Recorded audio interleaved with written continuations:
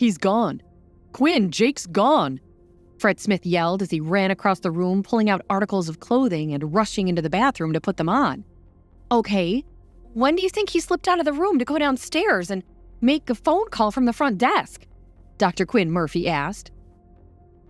She had been summoned to Fred's room for medical assistance, and they both assumed that Jake had made this phone call from the front desk as a practical joke. But now, they didn't know where Jake was. It'd have to have been just now when I was in the shower. Fred exited the bathroom fully dressed. He paced around the room.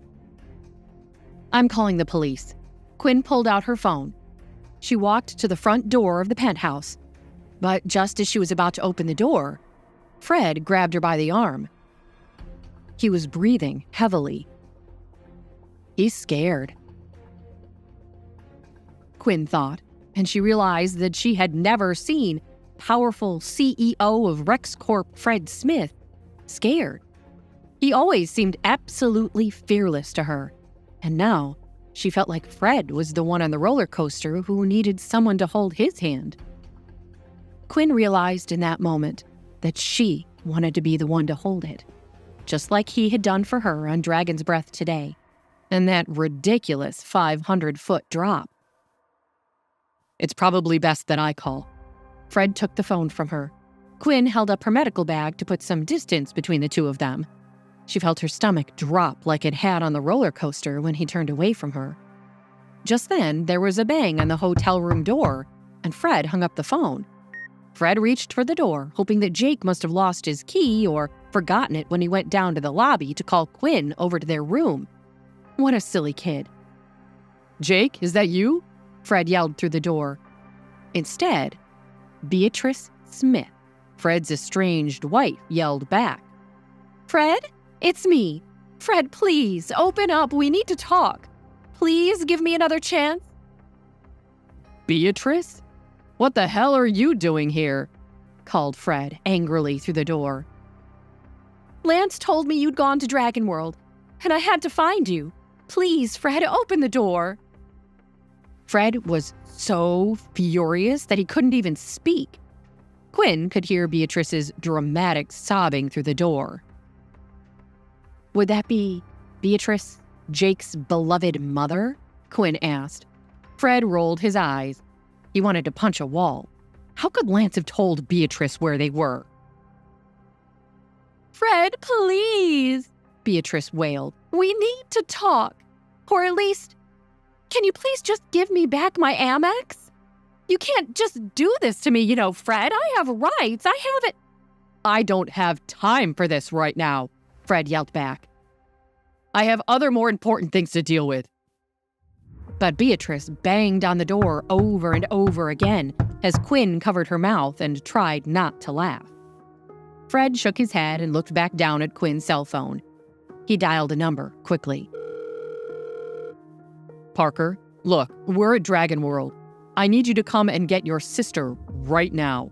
Take the RexCorp jet if you have to, and clear it with Lance. Beatrice is causing a scene outside my suite at the Fairy Forest. And if you see Jake while you're here, please, call me immediately. Okay, Parker? Please. Fred hung up the phone and tossed it aside. Beatrice continued to beat on the door and wailed. Fred, please, let us be a family again, please, Beatrice cried. Fred ran a hand down his face, exhausted from all this drama. But he knew that he needed to get rid of Beatrice quickly. Jake would never come back to the room if he saw Beatrice outside.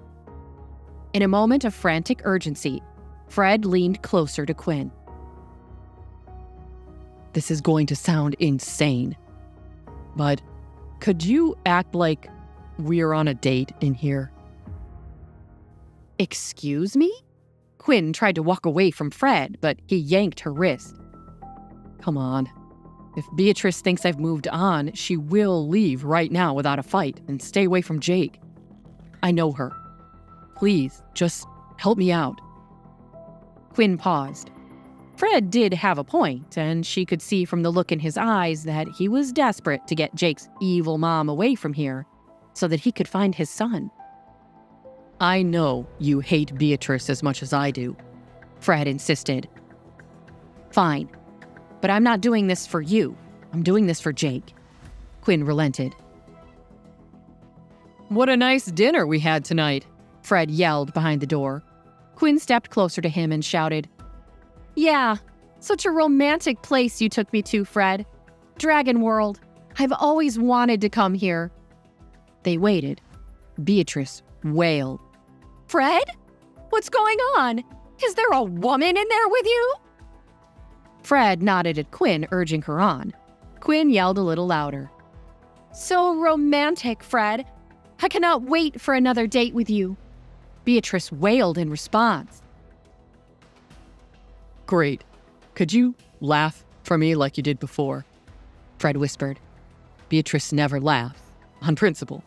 It will drive her crazy. Quinn had to agree. She had never seen Beatrice smile before. She wasn't sure Beatrice even knew how to smile. Quinn let out a small fake giggle. Fred laughed loudly in response at how fake she sounded. Quinn glared at him. Fred forced himself to take a deep breath. Sorry, but is that all you got? I know you have a big cackle when your kids are around. Well, sorry. It's a little hard to laugh on cue, Quinn snapped back at him. Fred leaned down and tickled her. Quinn tried not to laugh, but she was incredibly ticklish. A few high-pitched giggles escaped from her lips. Beatrice screamed through the door. Right! Who is she? Fred motioned upward with his hands. Come on, a little louder. I will. Just stop tickling me. I'm going to pee myself. Quinn forced it out. Fred chuckled again, and this time, Quinn smiled at him. A genuine smile. Quinn took a long breath in and out. She looked up into Fred's eyes. This feels so normal. It's nice to be with him, Quinn thought. Hi, Quinn here, and if you're wondering what happens next, click on the link in the description to listen to the full audio series. You can also watch the next episode here in the playlist.